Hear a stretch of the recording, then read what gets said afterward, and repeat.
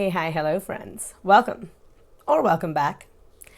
I'm Jasmine, if you aren't aware, and I've been off the internet for a little bit. Let's welcome everybody back with a Chantal video.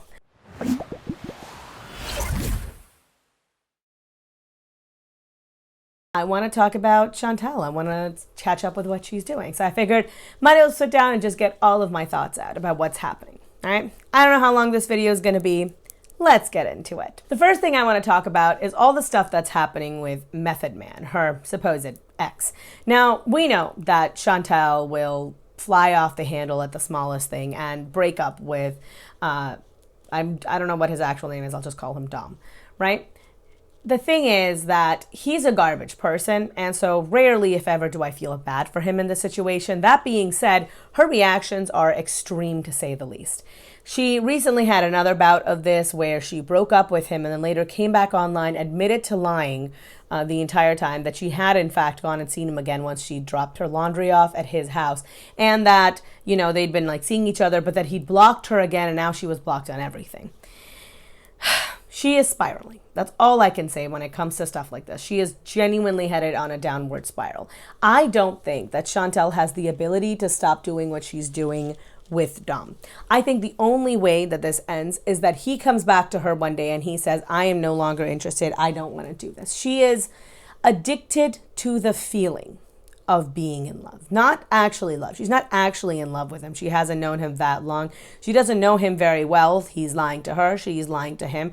And quite frankly, they're both doing too many drugs to really be able to tell if what the other person's personality is and if it's compatible. I think that she likes the feeling of feeling like she's in love. She likes the feeling of somebody being attracted to her. She likes the feeling of being desirable and having this romantic drama in her life. I think that's a very childish thing to think, you know, how people in high school are very desperate to get a boyfriend or a girlfriend. It's something of a status symbol. If someone else finds me attractive, then I must be attractive. She very much so follows that same line of logic. That's how she thinks about it. And I think it's pretty sad, given the fact that she is, you know, almost 40, to be thinking like that. But that is how she views this. And I think it's leading on a downward spiral. He has already encouraged her to do a lot more hardcore drugs than she was doing before. She's doing cannibals and edibles pretty much every single night. She seems to be doing very little with her life. She stopped planning her Eurobeast trip at all. She rarely, if ever, talks about weight loss surgery anymore. She doesn't go for her walks anymore either. All the other parts of her life have just been put on hold. And part of this is her hedonistic tendencies to just want to indulge in everything. Right now, she's having sex, and I don't know if it's good. She says it is, and she goes back a lot, so I assume it must be. And they're having a lot of it, right? And she likes that. She likes the feeling of both feeling attracted and also, you know, sex is pleasurable. And she's using that as an escape from everything else, as an escape from her regular day-to-day life. And she's clinging very hard to him. I don't know about you guys, but if I have someone who clings to me that hard, I am automatically uninterested in them. I value my freedom and my independence way too much to be with someone who clings to me that hard. That said, she wants all of that admiration. She wants reassurance that this person is continuously going to provide with their presence. This continuous sort of reassurance that she's still attractive, that she's still desirable, because that's what she really wants. She really, really wants to be attractive to another person. She really, really wants to be desirable to another person. And he's giving that to her to a certain degree, right? He is also, like I said, a very toxic, manipulative person, so he knows how to play her like a fiddle. He knows which of her insecurities to harp on to make her feel a certain way about herself, and what he can use to get her to forgive him for some of his more atrocious behaviors. As we know, he was, in fact, cheating on her, right? Now, I use the word cheating in this sense very, very lightly. They weren't ever in a formal relationship, so it's very hard to say that he's cheating on her. But not in her head. In her head, she wants what she wants. And what Chantal wants is a committed relationship, but that's only committed on one side. She wants total admiration and devotion from the other person. She wants to do the cuddling, the movies, the fun stuff, all of that she wants. What she doesn't want is to do any of the work on her part, which is changing yourself in some ways to fit the other person's life. Anyone who tells you that you should never have to change anything about yourself in a relationship is wrong. That's not how it works. Two people aren't like pieces of puzzle. You don't fit perfectly together. You compromise on some things and they compromise on other things, right? I'm a very type A personality. I like the house like crazy, crazy clean. Partner is not like that. And he adjusts slightly to what I want, and I bend a little to what he wants, right? He cleans up more often than he would, and I let some messes go, right? So he'll wash all of his clothes, and there's never any dirty laundry in the house, but he doesn't tend to fold them unless it's like once every 2 weeks. You learn to live with it. It's stuff like that, little things like that. That's not what she wants. She is not interested at all in figuring out the boundaries of who she is as a person and who he is as a person and making the two of them work together because the pieces are almost a good fit. She wants for him to mold himself completely around her so that he can provide her with the kind of comfort that she wants. But she has no interest in a real relationship. She has no interest in real affection. She has no interest in real compromise in moving forward in her life. She is stuck in that high school mentality, in that high school frame of mind, continuously craving that drama, continuously craving that sort of attention. And I don't think she has any interest in moving forward in her life whatsoever. She's just trying to create what she didn't get in high school, the best that she can in her everyday life. And unfortunately, YouTube rewards her. Like I said, she has way too much money.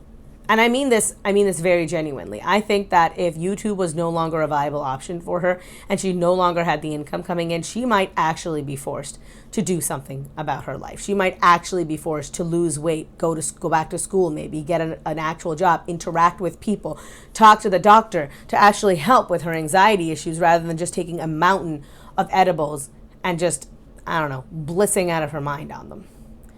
So I think that she's never really going to change until she's off of YouTube. And I've said this multiple times before in the past, right?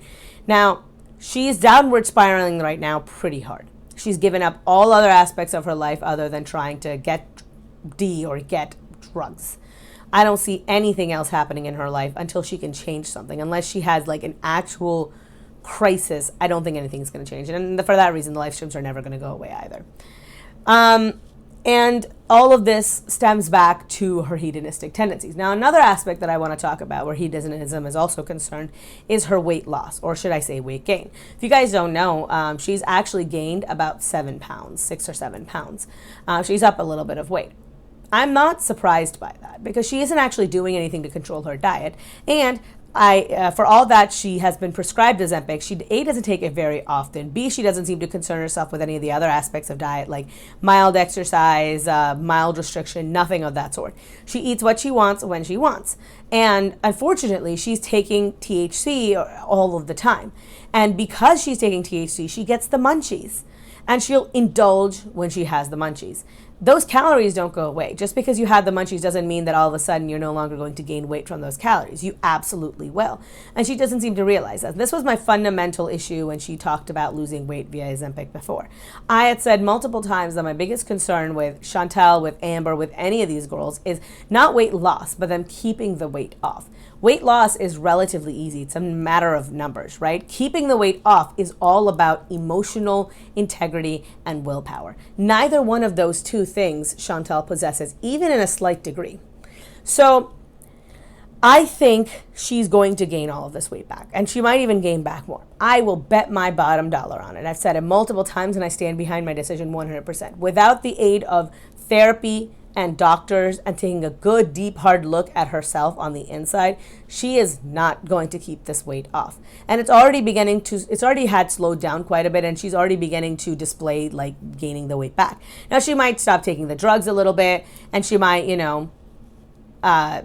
take the Ozempic on a more regular basis, and she might lose a little bit more weight, right? She might even lose a lot more weight. But fundamentally, if she loses a bunch of weight, at some point her diabetes is going to get better and she no longer will need Ozempic. So unless she's doing meth, which, by the way, one of the side effects of meth is malabsorption of fat, she is not going to sustain this weight loss for a very long period of time. And I worry that this like massive amount of yo-yoing that she's doing is going to have a very negative impact on her liver. If you're perfectly healthy, weight cycling has very little impact on your life. It doesn't really do very much, to be honest with you. But if you are already in a compromised health position and you're losing 100 pounds over and up and down, it might have a negative impact on your organ system, especially because, let's not forget, weight is heavy. Like, that shouldn't need to be said, but it's actually putting real pressure on your organs. It's not just there as a byproduct, right? And her exercise has pretty much been non-existent. So a little while ago, she was doing these walk with me vlogs, which I kind of liked. She would go to a field, she would walk around for a while, and yeah, she would talk a lot of inane nonsense, but she was getting exercise, and I liked watching those vlogs. I liked watching her just do stuff. She isn't doing that anymore. She has no interest in that anymore. Because like I said, she's replaced all the aspects that she gets from exercise with the positive emotions that she associates with sex now. All in all, it's been a weird week. To cap it all off, she had a welfare check called on her. Now, we don't know if the welfare check was from somebody on the internet or if her building manager called her. And she did mention something along the lines of her building manager saying, hey, maybe you want to move to a condo downtown. You know, we have one that we work with, and maybe you guys want to move there. Now, she said they were doing it because they knew that, you know, she'd been doxxed and stuff, and so they wanted to help her out. I think it's because they want her out. This is not my own personal original idea. I heard it somewhere else, but they said I think that they want her out of this apartment. This is a large apartment, looks like in a suburban area. Generally, that means better schools. Probably this house would be well suited for a family. With Chantal occupying it, however, it might actually bring down the value of not just that unit, but the surrounding units, and she's leaving it absolutely filthy. Downtown living is generally for more singles, so I doubt that families would really have an objection to anything Chantal has to say or do. Now, I don't know if this is true. I don't know if this has any merits to it. I don't know if her neighbors are complaining. I don't know if any of that is, like, correct. This is just my own personal thought process. What I think is more likely is that somebody got a hold of the cops in her neighborhood and called a welfare check on her, and that person is a troll on the internet. I don't think this is a correct thing to do. Chantal sucks, but homelessness will not make her situation any better, and it will just ruin Pete's credit history.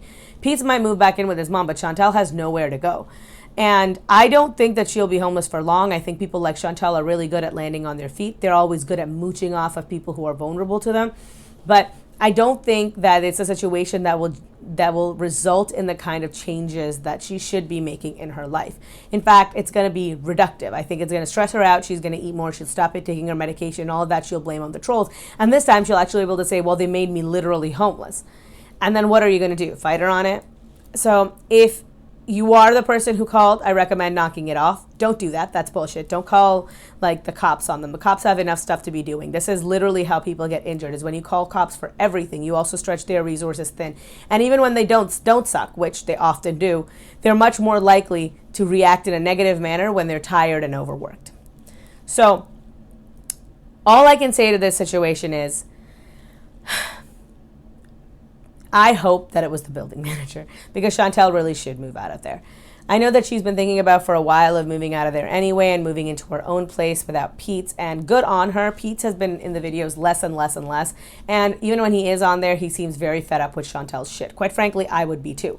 And the filthy state of the apartment is like enough reason for him not to want to do this. If that was the agreement was before we moved in that you would be cleaning the house, and now you are no longer cleaning the house, and in fact, you spill shit on the floors and the carpets like twisty misties, and you don't clean it up for hours on end, I wouldn't want to live with a roommate like that either. Pete is nicer than I am. He is very non-confrontational, which is why I don't think he said anything to her about it, but I can't help but feel that he wants her out as well. And good for him, quite frankly. He's the one who put down the deposit. He's the one whose name is on that lease. He's the one whose credit line is on the line. If something goes wrong, he's going to be the one who's going to take the major hit. Chantal, with her online following and her e-begging and her essentially just acting like a buffoon on the internet for money, is going to be fine, because that's how she is. And he's been having a little bit of a hard time with depression as well. And I don't think that's helped by the filthy conditions that he's living in. The environment that you're in feeds into the way that you're feeling mentally, and vice versa. So Chantal leaving the house messy might actually be making it harder for Pete to get out of his depression. I would say he should go back to his mom's house for a little bit, but that's just who I am. I hope this video was good. I know it was really short. I just wanted to get my thoughts out about what's been happening recently. Next week, you'll get a much more in-depth video. Probably going to get 2 or 3 videos from me this week. I want to do one also catching up on the nonsense that Amber Lynn has been up to. And yeah, if you like this video, hey, give me a thumbs up. If you hated this video, you can give me a thumbs down. That's totally okay. I respect everybody's opinions here. Subscribe if you haven't already subscribed. Hit the notification bell down below and hit all if you want to know when I upload any videos right away. All of my social medias are linked down below, as well as everything I'm wearing on my face. I've got Instagram, where I've got food stuff, life stuff, and, you know, I traveled a little bit recently. I put all that stuff up there, so if you're always interested in that kind of thing, that's where you can find it. And more stuff will be coming up there because I'm traveling more soon. I've got Twitter. It's a little toxic and a little petty, and I maybe clap back a little more than I should. But hey, if you're interested in that kind of thing, that's where you can find it. And last but not least, I've got Patreon. Think of Patreon as the tip jar for the internet. If you like the job that I'm doing here and you would like me to continue, consider tossing a few coins in my direction. You don't have to. It's really, really not necessary. But genuinely, I mean this 100%. All of this stuff is thanks to my patrons. Pretty much all the stuff that I've bought for this channel so far has been with Patreon money. So I've got a light stand here, this background behind me, this chair that I'm sitting in, and a software that I use to make sure I'm in the center of the frame when I'm filming these videos on my phone. All of it is thanks to patrons. I couldn't have done it without you. Special shout out to my $25 patron, D. Higgins. Thank you guys so much for watching. I'm Jasmine, the sequel, and I am not relatable. Peace. A special thank you to my patrons, Acrophobe, Ariel M, Christina, Courtney EP, Wild Rose, Santhal, Jam Beans, Lauren Chris, Debbie Elliott, Juliet Q, Justa Jude, Kate O, and a special thank you to my $25 patron, D. Higgins.